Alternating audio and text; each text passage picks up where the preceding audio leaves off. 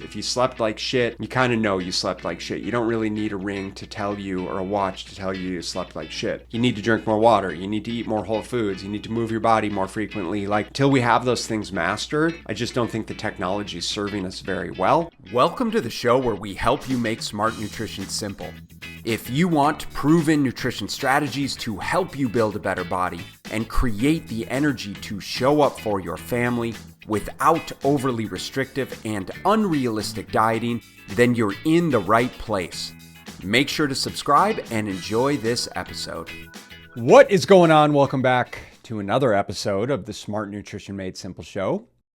I'm your host, as always, Ben Brown, head coach and owner here at Body Systems, where we help you change your belief system around what it means to be healthy. And more often than not, that means changing the conversation and breaking the dogma around conventional dieting and exercise tactics. And in today's Q&A episode, I'm answering questions that were submitted by you, our listeners, on all things nutrition, fitness, lifestyle, and of course, fat loss. First, today I'm going to explore the world of health tech. What are the best apps and wearables out there, and are they genuinely helping us, or perhaps they're just adding more noise? Next, I'm going to clear up some common misconceptions about foods that you might think are healthy. You might be surprised by what you learn about everyday items like peanut butter, cheese, and even your morning eggs. And then finally, I'll demystify net carbs. What are they? How are they calculated?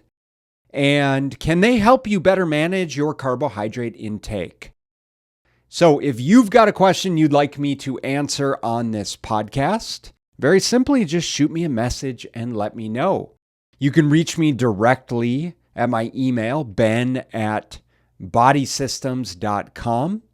I would love to hear from you and offer more insight into the questions that you guys have. So let's go ahead and jump in. Without further ado, here is our Q&A episode. My favorite apps and wearables, I'm definitely getting to the point where I just don't see a whole heck of a lot of value for most people in the wearable technology.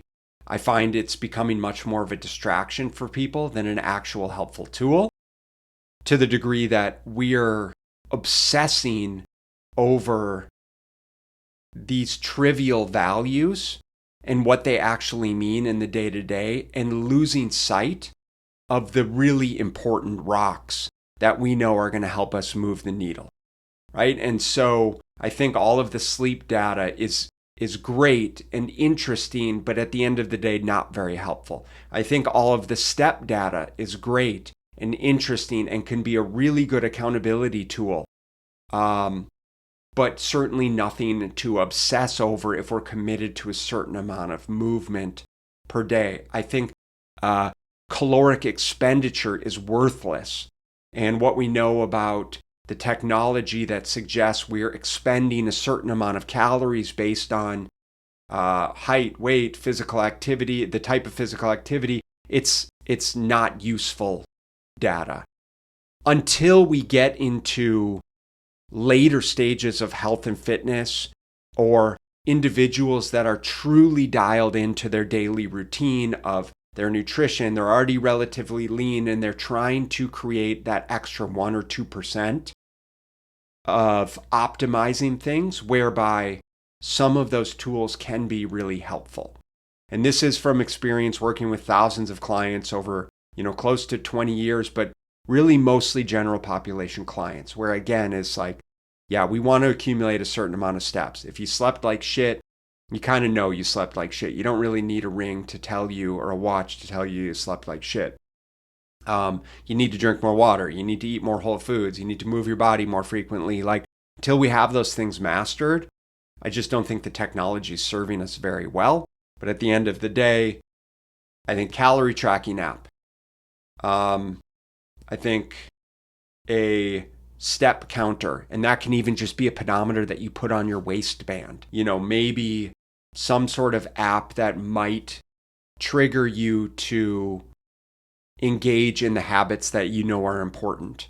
So drinking enough water, your meal times, your exercise times. So just having maybe a simple calendar is certainly necessary, and that can trigger responses or, ping you to engage in whatever habit you are committed to. So foods that kind of get misrepresented in terms of maybe their health value, maybe their protein value, nuts, peanut butter, peanuts, they're predominantly a fat source and not a protein source.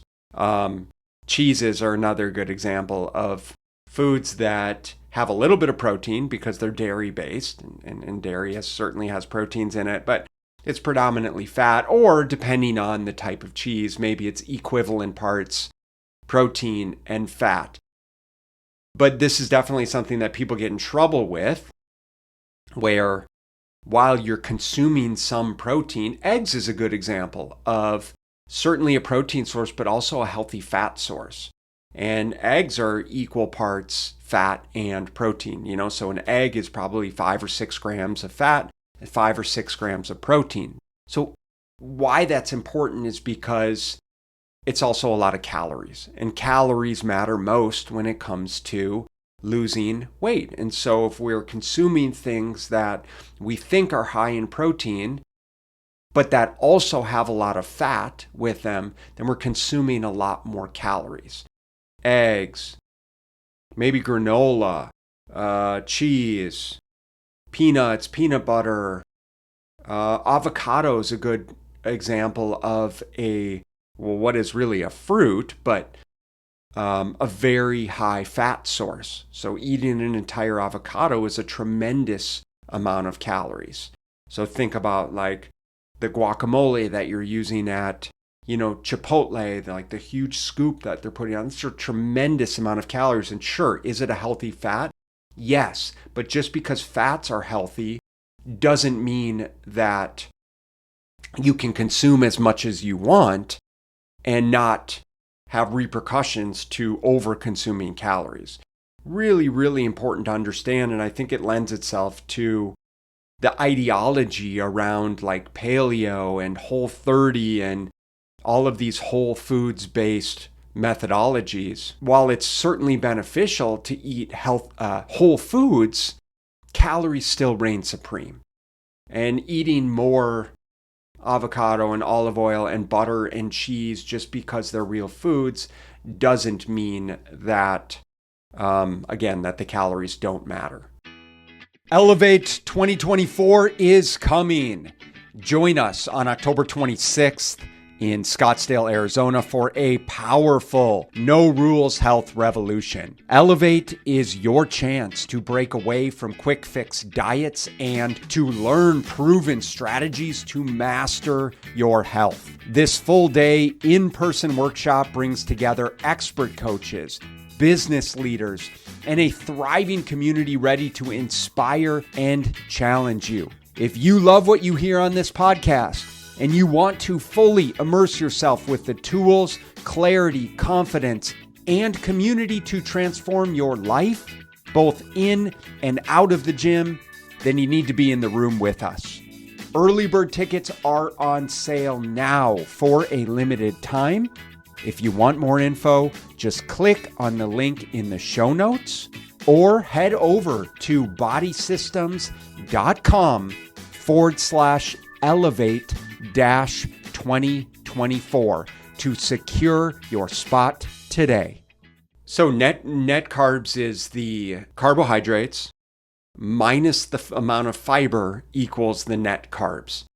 And in nutritional labeling, what they'll often do is they will only put the amount of calories that come from the net carbs into the total calorie intake. So for example, I think a good example would be like the low carb, quote unquote, low carb tortillas.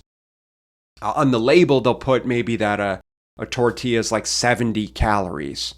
Right? But it's actually not 70 calories. All what they've done is they've taken maybe the 30 grams of carbs, subtracted maybe the 15 grams of fiber that comes with whatever the the fiber source that they use, and so that they only have to label the 15 grams of carbs times 4 is 60 grams, and maybe there's a little bit of protein in there, maybe 2 or 3 grams of protein.